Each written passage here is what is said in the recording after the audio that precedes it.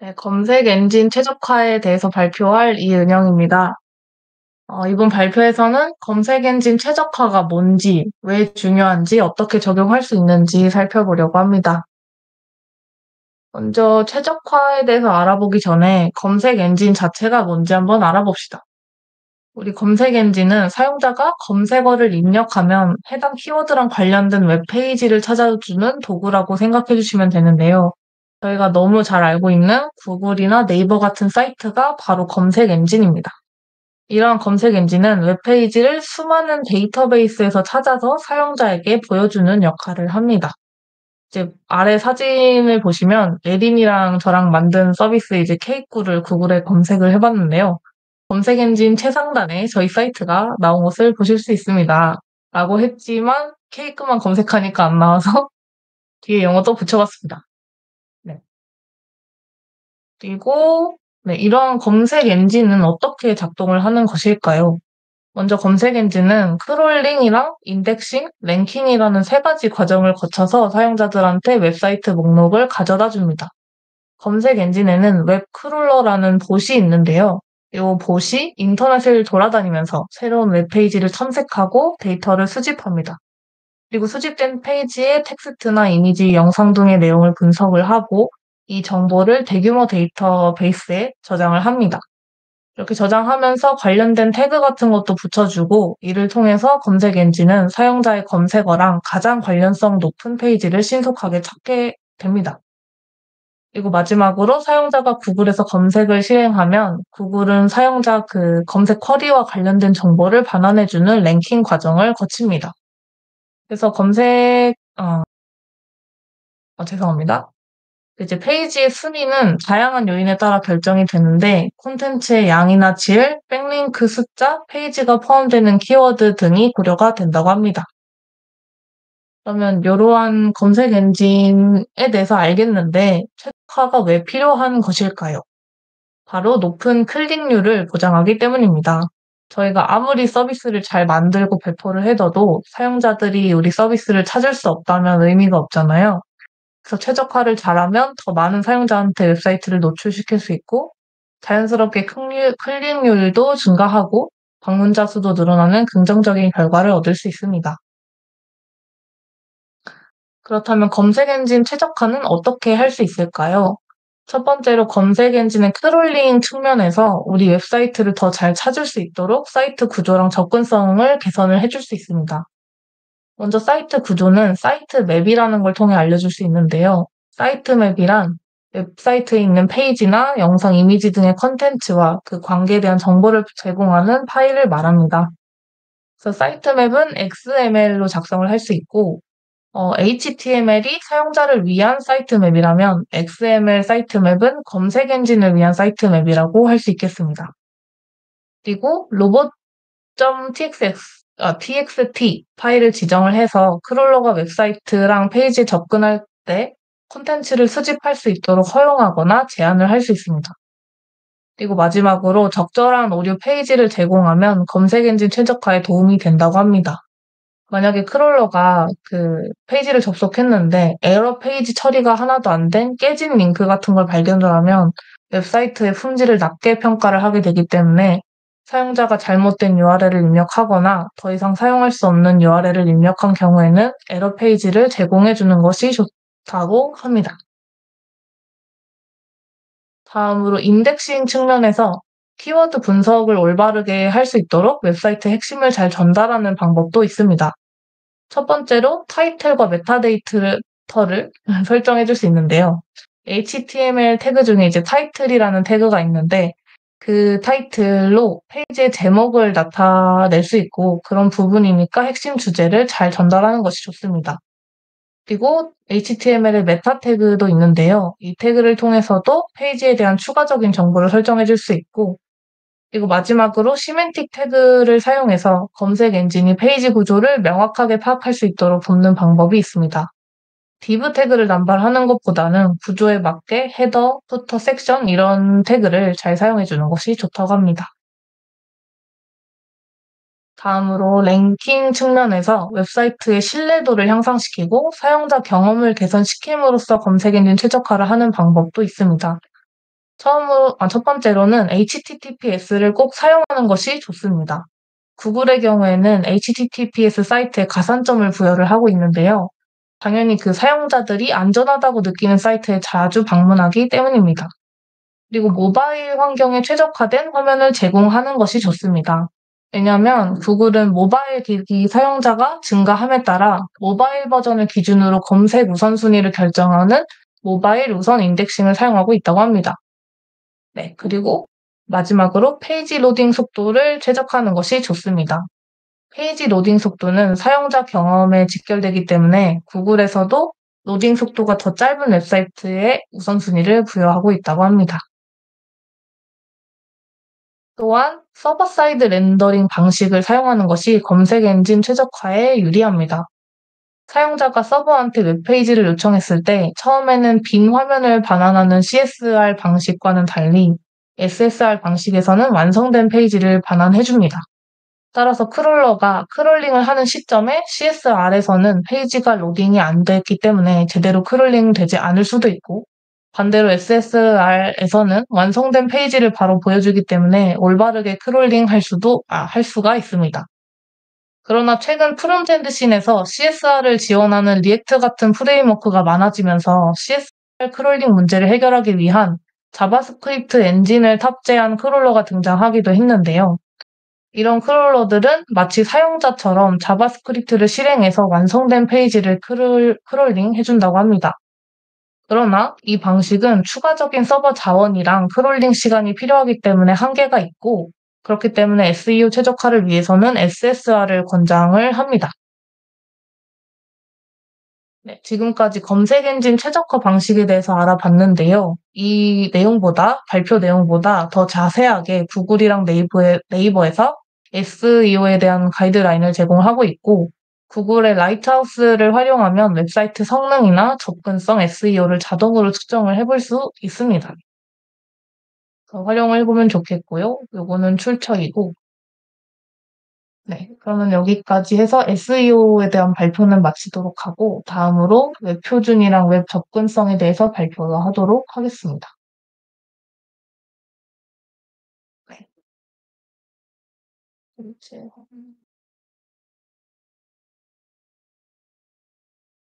네. 어, 웹 표준과 웹 접근성은 모든 사용자가 웹을 효과적으로 이용할 수 있도록 하는 중요한 개념이기 때문에 저희가 두 가지 개념의 중요성과 구현 방법을 한번 살펴보도록 하겠습니다. 먼저 웹 표준이라는 것은 WC에서 권고하는 웹에서 표준적으로 사용되는 기술이나 규칙을 말하는데요. 이 웹 표준의 목적은 모든 운영체제와 브라우저에서 웹페이지가 동일하게 보이고 작동하도록 하는 것이 목적입니다. 그래서 웹 표준은 HTML이나 CSS, 자바스크립트 등의 기술적인 그런 정의를 포함하고 있습니다. 이러한 웹 표준을 잘 지켰을 때의 장점은 브라우저 호환성, 처음에 언급했던 것처럼 모든 브라우저에서 이제 저희가 개발한 것이 똑같이 동일하게 보일 수 있는 호환성을 보장을 해주고요. 그리고 아까 처음에 발표한 것과 같은 SEO 최적화도 보장을 해주고, 그리고 유지 보수와 확장성이 좋아지고요. 그리고 마지막으로 웹 접근성이 향상이 됩니다. 그래서 웹 표준을 잘 지키는 것이 좋고요. 이러한 웹 표준을 준수하는 방법에는 여러 가지가 있는데 대표적으로 네 가지를 말씀드리자면, 첫 번째로는 독타입을 선언을 해서 어떤 버전의 HTML 혹은 XHTML을 사용하고 있는지 명시해주고, 그러면 이제 브라우저가 우리가 의도한 결과를 잘 분석해서 보여줄 것이고요. 두 번째로는 시멘틱 태그를 활용하는 것인데, 헤더나 내부나 섹션과 같은 HTML5에서 추가된 시멘틱 태그를 활용해서 웹페이지 구조를 더 명확하게 표현을 하는 방법이 있습니다. 그리고 세 번째로는 CSS 스타일 시트를 분리하는 방법인데요. 요거를 통해서 디자인과 레이아웃을 분리하고 유지 보수랑 확장성을 높일 수 있습니다. 그리고 마지막으로 웹 접근성을 고려하는 방법인데요. 모든 사용자가 웹페이지에 쉽게 접근할 수 있도록 저희는 웹 접근성을 고려해 주어야 하는데요. 예를 들어서 시각장애인이 스크린 리더를 사용해서 웹페이지를 읽을 수 있도록 이미지의 알트 속성을 활용하거나, 또 어, 키보드만으로도 모든 기능을 사용할 수 있도록 탭 인덱스 속성을 사용하는 등의 작업이 필요하다 합니다. 그래서 방금 웹 접근성이라는 단어가 나왔는데 요것에 대해서도 한번 같이 알아보도록 합시다. 웹 접근성이란 장애 여부나 환경에 관계없이 모든 사용자가 웹 정보에 접근할 수 있도록 보장하는 것을 말하는데요. 웹 접근성을 위해 사용되는 보조 기기들이 있는데 예를 들어서 자막, 스크린 리더, 자동 완성 기능 등이 있고요. 스크린 리더는 이제 스스로 웹페이지 내용을 분석하지 못하니까 마크업을 작성할 때 저희가 접근성 관련 속성을 잘 사용해야 합니다. 그래서 이러한 웹 접근성을 준수하는 방법에는 다음과 같은 방법들이 있는데요. 먼저 시각적 요소입니다. 시각 장애인 분들은 이미지나 비디오, 그래픽 같은 걸 인식할 수 없기 때문에 대체 텍스트나 적절한 색상 대비나 크기 등을 고려해서 시각적 요소를 처리해야 되고요.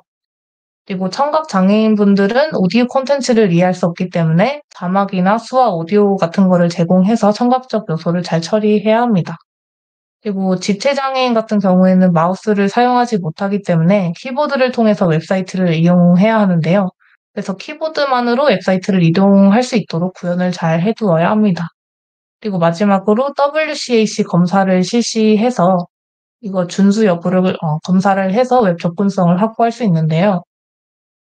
이 마지막 요소인 WCAC에 대해서 좀 더 살펴보자면 웹 컨텐트 액세시빌리티 가이드라인스의 약자인데 웹 접근성 국제 표준 이렇게 이해하시면 되고요.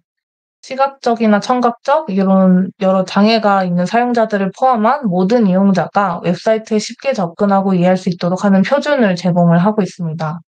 그래서 WCAC는 아래 4대 원칙을 기반으로 하고 있는데요. 첫 번째로 인식의 용이성 원칙이 있습니다. 사용자는 웹 콘텐츠를 감각적으로 인식을 할 수 있어야 합니다. 예를 들어서 시각, 청각, 촉각 등 다양한 방식으로 정보를 접할 수 있도록 제공해야 하는데요. 그래서 처음에 말했던 것처럼 대체 이미지의 대체 텍스트인 알트 속성을 제공하거나 자막 음성 같은 것을 안내해 줄 수 있습니다. 두 번째는 운용의 용이성 원칙인데요. 사용자가 웹사이트를 다양한 방식으로 조작을 할 수 있어야 되고 마우스 같은 특정 방식에만 의존하지 않아야 합니다. 그래서 마우스를 사용할 수 없는 사용자를 위해 탭키 등을 활용해서 모든 기능을 활용할 수 있도록 잘 개발해야 하고요. 세 번째로 이해의 용이성 원칙인데 사용자가 콘텐츠를 쉽게 이해하고 조작 방법을 직관적으로 익힐 수 있어야 합니다. 그래서 문장이 너무 장황하지 않도록 하고 중요한 정보는 강조를 하고 또 폼 입력을 했을 때 잘못된 정보는 유효성 검사를 하는 등의 기능을 제공할 수 있을 것 같습니다. 그리고 네 번째로 내구성 원칙인데요. 웹사이트가 다양한 기술 환경에서도 정상적으로 작동해야 하고 최신 기술에도 쉽게 적응할 수 있어야 합니다. 그래서 크롬, 파이어폭스, 사파리 같은 다양한 브라우저랑 모바일, 태블릿, 데스크톱에서도 정상 작동해야 하고 최신 웹 표준을 준수해서 기술의 발전에도 쉽게 대응할 수 있도록 해야 합니다. 그래서 결론적으로 우리는 웹 표준을 준수함으로써 모든 사용자에게 일관된 경험을 제공하고 접근성을 향상함으로써 많은 사용자가 웹을 이용할 수 있게 하고 지속적인 개선을 통해 웹 기술 발전에 맞춰 좋은 웹사이트를 제공해야 할 것입니다. 네, 이상으로 웹 표준이랑 접근성 발표도 마치고 정말 마지막으로 시멘틱 태그에 대해서 발표하고 모든 발표를 마치도록 하겠습니다. 잠시만요.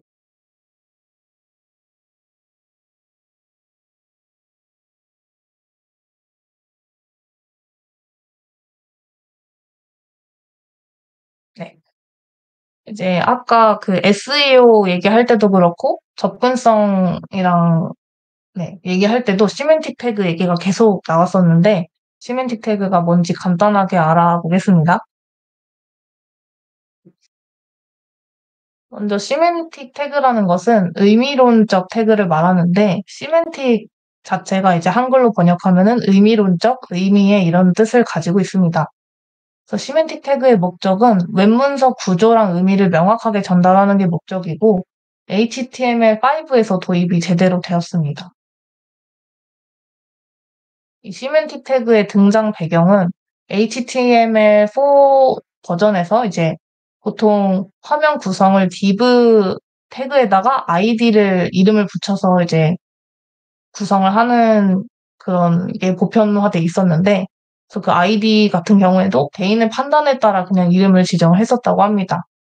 그래서 이러한 보편적인 방법에서는 문서 구조 이해 어려움이나 유지보수 복잡성 같은 문제점이 있었습니다.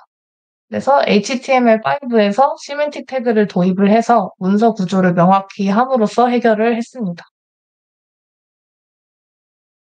이러한 시멘틱 태그의 장점으로는 다음과 같은 것들이 있는데, 먼저 처음에 발표했던 검색 엔진 최적화에 유리하고, 그리고 접근성 향상에도 좋고, 그리고 저희가 개발을 하면서도 코드 가독성이 좋아서 유지보수나 확장성에 좋습니다. 그래서 시멘틱 태그에 뭐가 있는지 간단하게 살펴볼 건데요. 시멘틱 태그가 100개가 넘는다고 하는데, 주로 사용되는 것만 먼저 살펴보자면, 헤더, 부터, 메인 이런 태그가 있는데요. 헤더는 이제 소개랑 탐색에 도움을 주는 컨텐츠를 나타내고 주로 제목이나 로고나 검색 폼 같은 것, 이 웹사이트의 그 위쪽에 해당하는 부분을 포함하는 부분이고요. 그리고 푸터는 섹션의 바닥글을 나타내고 저작권이나 관련 링크 같은 거를 포함하는 밑에 있는 그 부분들을 푸터 안에다가 넣습니다.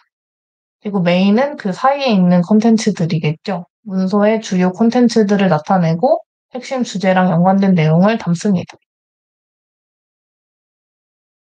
그리고 이제 어사이드랑 내부 이런 태그들이 있는데, 어사이드 같은 경우에는 문서의 내용이랑 간접적으로 연관된 부분을 나타내고 주로 사이드바나 콜아웃박스 같은 걸로 사용을 한다고 합니다. 그리고 내부는 문서의 주요 탐색 링크 블록을 위한 요소인데, 내비게이션 바를 생각해 주시면 좋을 것 같고요. 그리고 아티클은 독립적으로 구분해서 배포하거나 재사용할 수 있는 컨텐츠를 나타낸다고 합니다. 예를 들어서 블로그 글이나 뉴스 기사 등에 사용을 하고, 섹션은 HTML 문서의 독립적인 부분을 나타내는데, 이 섹션이라는 태그보다 좀 더 적합한 의미를 가진 태그가 없을 때 사용을 합니다. 그리고 H1부터 H6 태그가 있는데, 이거는 다들 아시겠지만 섹션의 제목을 정의하는 요소이고, 이 범위는 1부터 6까지 범위는 중요도를 표현하고, 1이 제일 중요하겠죠. 그래서 1은 웬만하면 한 페이지에 하나만 사용하도록 하고, 나머지는 이제 여러 개씩 사용해도 괜찮습니다. 그래서 여기서 이제 헷갈리는 게 아티클이랑 섹션이랑 div가 무슨 차이가 있냐인데, 조금 더 자세히 살펴보자면 이제 아티클은 독립적으로 존재하는 컨텐츠고, 그래서 블로그 글, 뉴스 기사, 포럼 게시글, 댓글 이런 데 사용을 한다고 해요. 그리고 요거보다 조금 더 큰 범위가 섹션인데, 섹션은 이제 관련된 주제를 가진 그룹으로 봐주시면 될 것 같고, 그래서 회사 소개나 서비스 안내 같은 웹페이지의 특정 섹션을 에다가 쓸 수 있습니다. 그리고 div 태그는 요보다 훨씬 더 넓은 범위인데, 그냥 의미가 없이 스타일링을 위한 그냥 그룹핑을 위해서 쓰는 태그이고, 그래서 레이아웃이나 스타일링, 플렉스 그리드 컨테이너 이런 쪽에다가 사용을 합니다. 그래서 정리를 하면은 컨텐츠가 독립적으로 의미가 있으면 아티클을 쓰고, 주제별로 구분되는 컨텐츠라면 섹션을 쓰고, 그리고 단순한 스타일링 레이아웃이 목적이라면 div를 씁니다. 그래서 의미론적 태그 이것들을 먼저 우선적으로 사용을 하고 필요한 경우에 div를 활용하는 게 좋습니다. 그리고 마지막으로 목록 관련 시멘틱 태그를 살펴볼 건데, UL은 이제 정렬되지 않은 목록을 나타내고요. 보통 이제 분리수로 표현을 하고, OL은 정렬된 목록을 나타내고 보통 숫자나 문자로 표현합니다. 그래서 요거는 이제 그 약자가 unordered list, 요거는 ordered list인 것으로 알고 있고요. 그리고 리스트 요것도 리스트의 약자인데 목록 여기 안 들어가는 항목 하나하나를 나타냅니다. 네, 여기까지 저희 발표를 모두 마치겠습니다. 감사합니다. 네, 이제 질문이랑 피드백을 받겠습니다.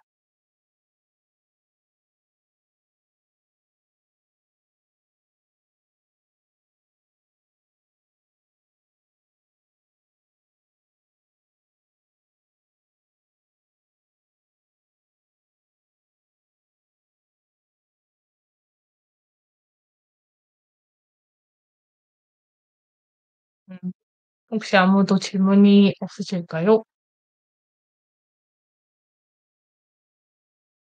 네, 예린이는 없다고 했고요. 동섭이도 없다 했고요. 준우도 없다 했습니다. 네, 그러면 다음 순서가 잠시만요.